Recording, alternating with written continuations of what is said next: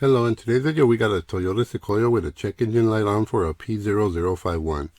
Oxygen sensor heater circuit low bank 2 sensor 1.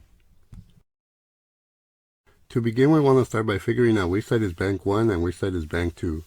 On these Toyotas, our cylinder 1 is located on the driver's side, so whichever side of the engine has cylinder 1 is known as bank 1. One thing to note is not every make is the same. Some makes will have cylinder 1 on the passenger side, but on this one the side we are looking for is on our passenger side. So to reach our bank 2 sensor 1 oxygen sensor, we will need to get under the vehicle and on the underside of this exhaust manifold. And this is our oxygen sensor bolted on to the exhaust manifold. And this is the connection to the oxygen sensor. It has a tab that needs to be pressed as you pull back on the connector.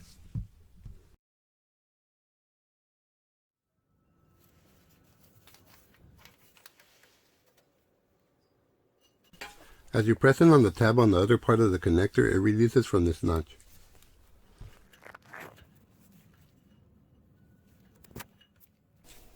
This is where you will need to press down to free the connector, where my finger is pressing down. Or you may also use a screwdriver to free the connector from this bracket, to give you more space to work with.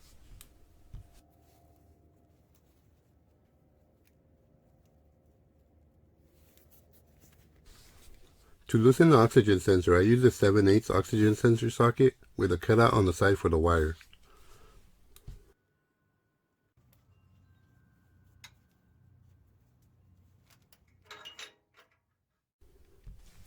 Sometimes they are hard to remove, so you may need a longer ratchet to give you more leverage to break it free. Once it's loosened, the rest can be removed by hand.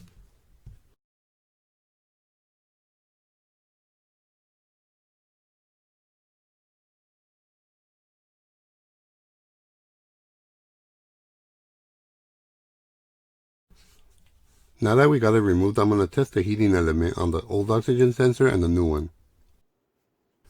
Here's a little guide to help you match the wires so you can see which two heater wires you'll need to test on your vehicle's oxygen sensor.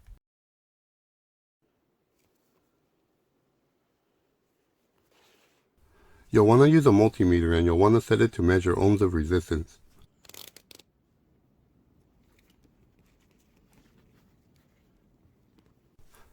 And on this new oxygen sensor, we'll be looking to test the two white wires. And you'll want to attach one lead to one and the second lead to the other. And as you can see and hear that we got a resistance reading, meaning that our heating element is a complete circuit with no damage to the new one. Now to run the same test on our old sensor, but for the original sensor we'll need to test the two black wires. And as you can see, there is no continuity, meaning that it's an open connection for our original sensor's heating element. If your old sensor tests fine, then you'll want to look for damage to the wiring or damage to the connection itself. Before installing the new oxygen sensor, you'll want to make sure that you have anti-seize on the thread portion of the oxygen sensor. New sensors normally come with either a small pack of anti-seize or with anti-seize on the threads already. We can now go ahead and install our new sensor. You'll want to install it by hand as to avoid damaging the threads.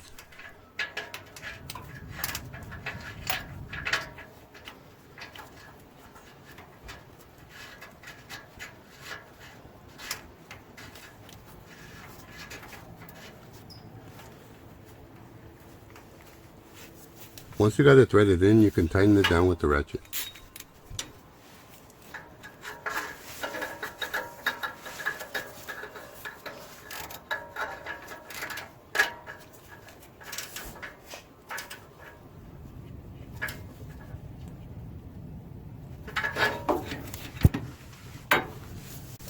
And next we can just reinstall the connection.